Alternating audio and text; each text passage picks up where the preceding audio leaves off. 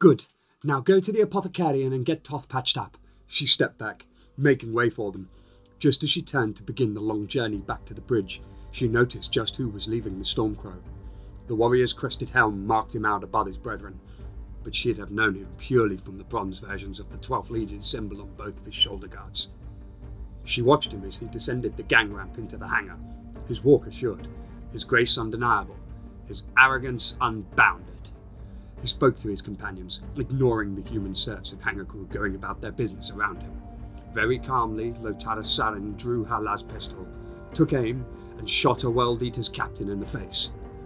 His head snapped back from the las beam's impact, and she had a momentary flush of pleasure at scoring such a truly wicked shot, before the World Eaters circled their captain and raised their bolters, aiming across the crowded hangar deck.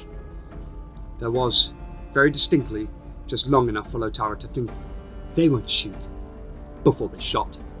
She saw the flare of muzzle flashes as their guns kicked in their fist. Time didn't slow down as she had been led to believe by the war sagas. She barely had time to blink before the bolts detonated in the air not 6 meters from her face, spraying her with burning, stinging shrapnel.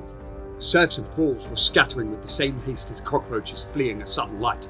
She stood dumbstruck for one of the first times in her life, unsure why she was still alive, yet more annoyed they'd dared to shoot her aboard her own ship. Another World Eater moved to stand by her side, his hand raised to ward off further attack from the captain's bodyguards. He spoke a single word, soft and low. Enough! The others weren't listening, and the captain wasn't dead. He came to his feet, storming towards her at the head of 9 of his brothers. A meteor hammer rattled loose on its chain, hanging from his right fist. You puling little whore! He snarled down at her. How dare you! He pulled the weapon back, activating its spiked head, meaning to wipe her from the face of the deck. Lotara spat at his boots, but the World Eater at her side took another step forwards, preventing the two of them from coming to blows. I said enough! He kept his hand raised, warning them back. Stand down, Delvarus! The Triarii captain turned his grim-faced helm towards the Codicea, eye lenses gleaming. You have no authority over me, Eska. The bitch shot me. Get out of my way. That, Eska replied patiently, will not be happening. Move away. The other Triarii pulled steel as another 3 World Eaters came to stand by Lotara. She looked up at them, each of them a full head and a half taller than her. All 3 wore destroyers black. Problem, Captain? Said the sergeant, in a voice laced by Vox corruption. Delvarus pointed at the mortal woman in the middle of the towering pack of legionaries. She wasn't asking you, Captain Delvarus. I was asking Captain Sarrin. He looked down at her, his empty grenade bandolier clanking against the chest plate. Nothing I can't handle, Skarn, but you're welcome to stay anyway. More Triarii were arriving to swell the ranks of those around Delvarus.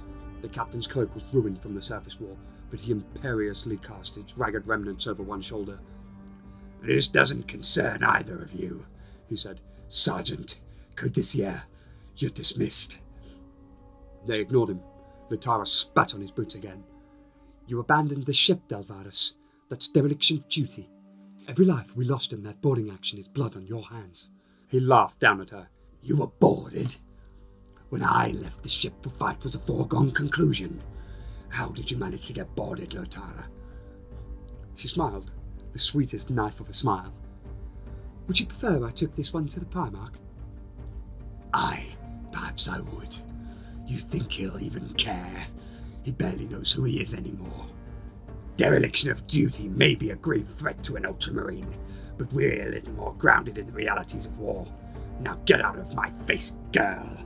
I'll let this insult pass once. Try it again, and I'll give your skull to my artificers as a pot for night soil. More legionaries gathered on both sides. This looks entertaining, said Kargos, moving next to Skarn. Have we missed something? She shot me, Delvarus said. Kargos snorted, sounding suspiciously like a snigger. There was a similar bark of Vox chuckling from Skarn's augmetic throat. Well, I'm sure you deserved it, the apothecary said. You aren't funny, Kargos. Kargos was still grinning, arm teeth on show. Maybe not, but you are. Getting shot on your own hangar deck. I only wish we still had remembrances around to record that in your archives of personal heroism. Delvarus gave a snort of derision and turned away. I'm done with this idiocy.